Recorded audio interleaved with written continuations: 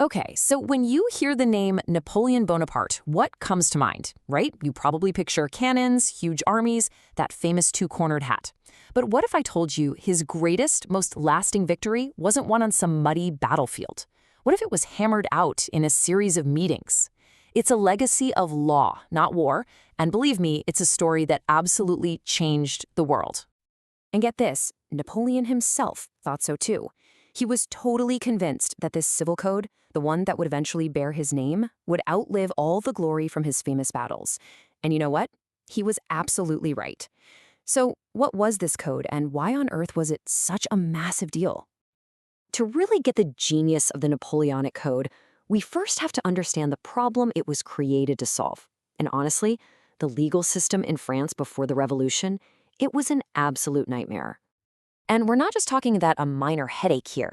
This was a fundamental roadblock to even thinking about France as a single unified country. The law in one town could be the complete opposite of the law in the town next door.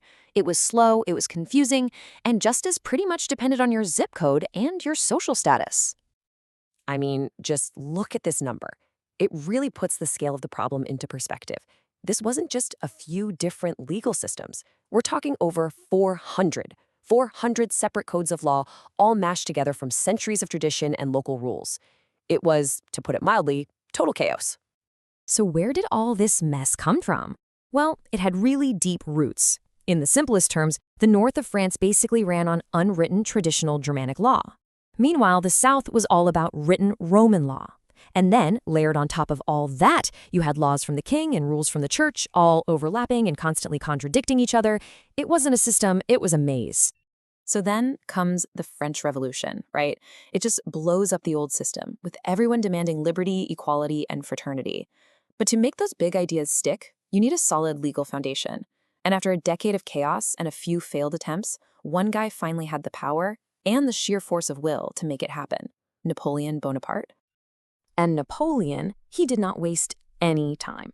In 1800, right after he took power, he put together this crack team of 4 legal experts.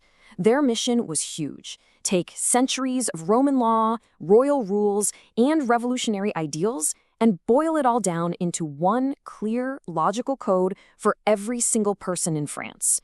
And by 1804, they'd actually done it. Now, don't think for a second that Napoleon just handed this off and walked away. No way. He was in the thick of it. The Council of State held over 100 meetings to debate the code, and Napoleon himself was in charge for 57 of them. He was famous for pushing the lawyers, cutting through all their jargon, and demanding a code that a regular person could actually understand. All right, so what was actually in this famous code? What made it so revolutionary? Well, it was really built on 3 core ideas, 3 pillars that completely changed French society and, as it turns out, gave the modern world a new blueprint. First up, and this is the big one, equality before the law. Just like that, the old system where nobles and clergy got special treatment was gone. A person's rights no longer depended on who their father was.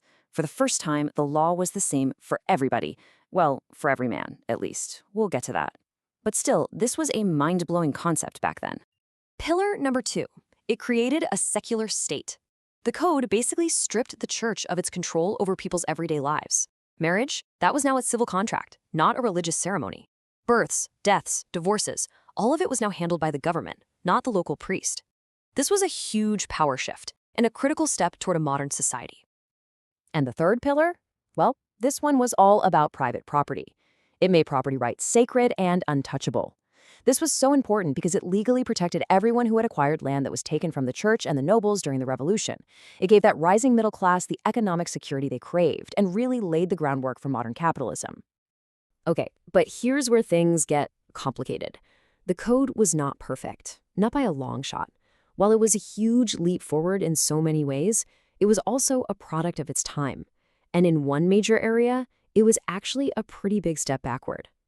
You see, that whole equality thing we just talked about, well, it didn't really apply to women. In fact, the code legally cemented the power of the husband and father, creating a system that would hold back women's rights for more than 100 years.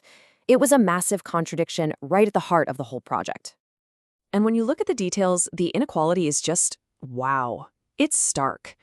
The husband had total control over all family property. even property his wife brought into the marriage. A married woman couldn't sign a contract, she couldn't sue someone, she couldn't even accept an inheritance without her husband's permission. The law literally said she owed her husband obedience. And if you want a perfect example of this insane double standard, just look at the rules for divorce. A husband could divorce his wife for cheating, period. But a wife? She could only divorce her husband for adultery if he was shameless enough to move his mistress into their family home. And the punishments? A wife could actually be sent to prison for adultery. So yeah, it had some massive flaws, but despite that, the code's logic, its clarity, and its revolutionary principles were so powerful that it took on a life of its own. Napoleon's armies were eventually defeated, sure, but his code went on to conquer the world. It's like wherever Napoleon's armies marched, they basically left a copy of the code behind, replacing old, outdated laws. But here's the amazing part. Even after his empire fell apart, countries all over the world started copying it voluntarily. They were just drawn to how modern and organized it was. Seriously, the reach this thing had is just mind-boggling. We're talking Belgium, Italy, the Netherlands, Spain, pretty much all of Latin America.